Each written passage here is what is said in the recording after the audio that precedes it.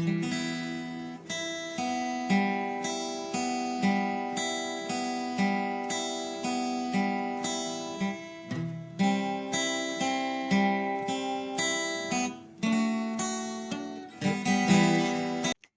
పరిశుద్ధ నామంలో మీకు శుభములు తెలియజేయుచున్నాను.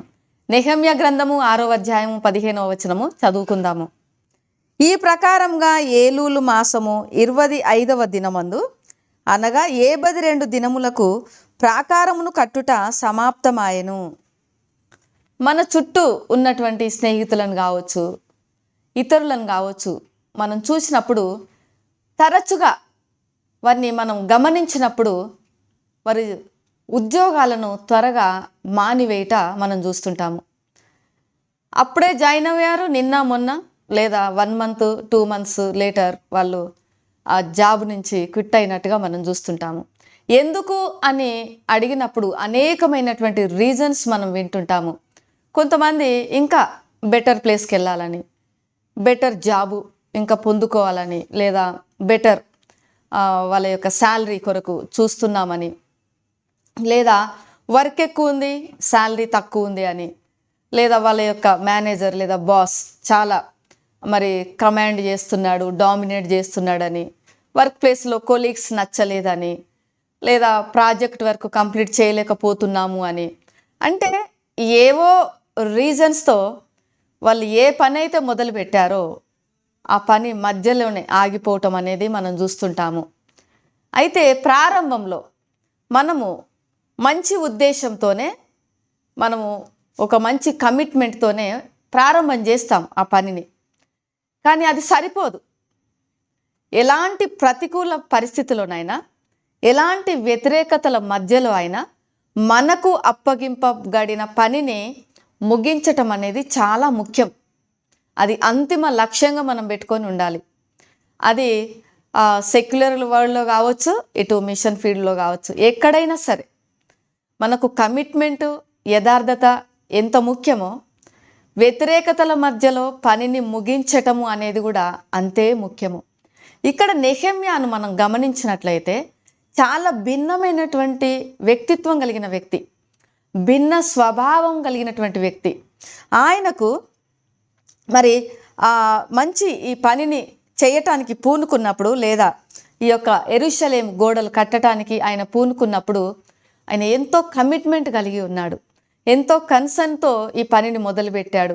అలానే ఎంతోమంది వ్యక్తులను ఆయన సమకూర్చుకున్నాడు.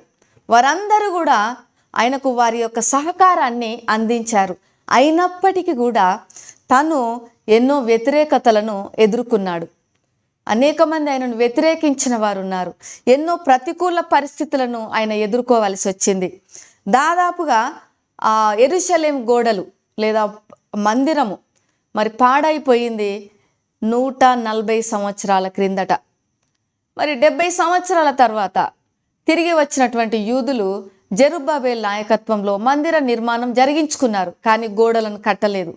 అయితే మరలా 70 సంవత్సరాలు పట్టింది ఈ గోడలు కట్టబడుటకు నెహెమ్యా ద్వారా.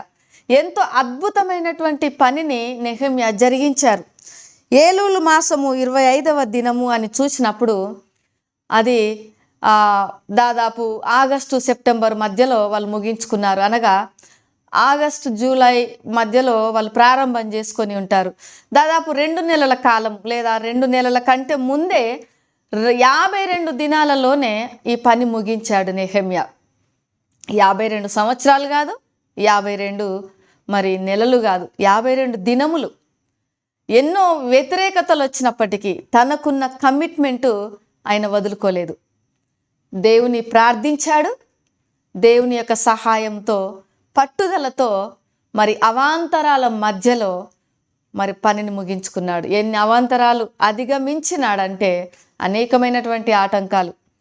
యేసు ప్రభువుల వారు కూడా ఒక గొప్ప ఉద్దేశంతో దేవుడు, తండ్రి అయిన దేవుడు తలపెట్టిన రక్షణ ప్రణాళికను ఆయన ముగించటానికి, లేదా రక్షణ కార్యమును ముగించటానికి ఈ లోకానికి వచ్చాడు. ఆయన ఈ లోకంలో జీవించినప్పుడు ఎన్నో అవాంతరాలను ఎదుర్కొన్నాడు. తన సొంత ప్రజలే తనను నమ్మలేదు, తన సొంత వాళ్ళే తనను విమర్శించారు, తన సొంత వాళ్ళే తనను చూసి నవ్వినారు. ఎన్నోసార్లు ఆయనను చూసి ఎగతాళి చేశారు. ఎక్కడికి వెళ్ళినా ఆయన గురించి వాళ్ళు విమర్శించటమే, ఆయన మీద తప్పులు మోపటమే వాళ్ళు పనిగా పెట్టుకున్నారు. కానీ అయ్యో, నేను ఏదో వారి రక్షణ కొరకు వచ్చాను, వారి రక్షణ కార్యం మరి నేను నిర్వర్తించడానికి వస్తే నాకు ఇన్ని అవాంతరాలు వస్తాయా అని మధ్యలోనే ఆయన ఆగి మరి తండ్రి అయిన దేవుని యొద్దకు వెళ్ళలేదు. ఆయన ఏ కార్యమైతే నిర్వర్తించడానికి వచ్చాడో ఆ రక్షణ కార్యమును సిలువలో జయకరంగా దిగ్విజయంగా ముగించి వెళ్ళాడు. 6వ మాటగా సమాప్తమాయను అని పలికినాడు. అంటే ఆయన ఏ కార్యమైతే నిర్వర్తించడానికి వచ్చాడో ఎన్ని అవాంతరాలు ఎదురైనప్పటికీ వాటన్నిటిని కూడా ప్రేమతో ఒకవైపు తండ్రితో ప్రార్థించాడు, తండ్రితో సమయం గడిపాడు. తరువాత మరి ఆయన వాటిని అధిగమించాడు. మనం పైన ప్రేమతో రక్షణ కార్యాన్ని జరిగించాడు, సమాప్తం చేశాడు.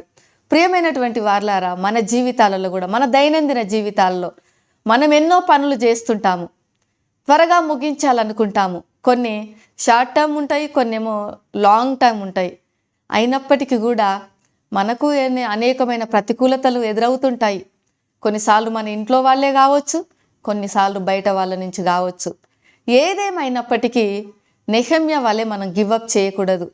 యేసు ప్రభువుల వారి వలె మనం ముందుకే సాగాలి.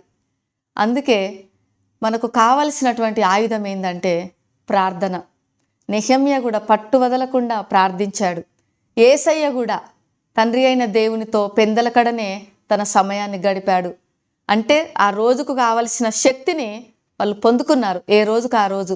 మనం కూడా మన యేసయ్య దగ్గర మనం ప్రార్థించాలి. ఆ రోజుకు కావలసిన శక్తిని మనము బలమును ఆయన యొద్ద పొందుకోవాలి. ఏ పనైతే మన చేతికి వచ్చిందో దానిని ఎలాంటి ప్రతికూలత ఎదురైనప్పటికీ మనం ముందుకే సాగాలి పట్టుదలతో. ఎందుకంటే మనల్ని ముందు నడిపించే దేవుడు మనకు తోడుగా ఉన్నాడు. మనల్ని బలపరిచి మనల్ని ప్రోత్సాహపరిచే దేవుడు మనకు తోడుగా ఉన్నాడు. నిన్ను విడువను అని యేసయ్య సెలవిచ్చాడు. నిన్ను విడువను, నిన్ను ఎడబాయను అన్నాడు. కాబట్టి ఆయన మనకిచ్చినటువంటి వాగ్దానాలతో మనం ముందుకు సాగుదాము. మనకు అప్పగించబడిన పనిని దిగ్విజయంగా మనం కూడా సమాప్తి చేద్దాము. దేవునికి మహిమను తీసుకొని వద్దాము. మనం దీవెనలు పొందుకుందాము. ప్రేమ నమ్మకం కలిగిన పరలోకపు తండ్రి పరిశుద్ధుడా, నీకు వందనాలు చెల్లిస్తున్నాను. ఈ వీడియో వీక్షిస్తున్న బిడ్డలందరి కొరకు ప్రార్థిస్తున్నాను. వారు ఏ పనినైతే వారు పూనుకున్నారో ఆ పనిలో మీరు ప్రభువా సంపూర్ణం చేయడానికి కావలసినటువంటి శక్తిని, ధైర్యమును దయచేయండి. దిగ్విజయంగా సమాప్తి చేయుటకు నీ కృపను అనుగ్రహించమని యేసు నామంలో ప్రార్థిస్తున్నాను తండ్రి. ఆమేన్. దేవుడు మిమ్మల్ని దీవించును గాక.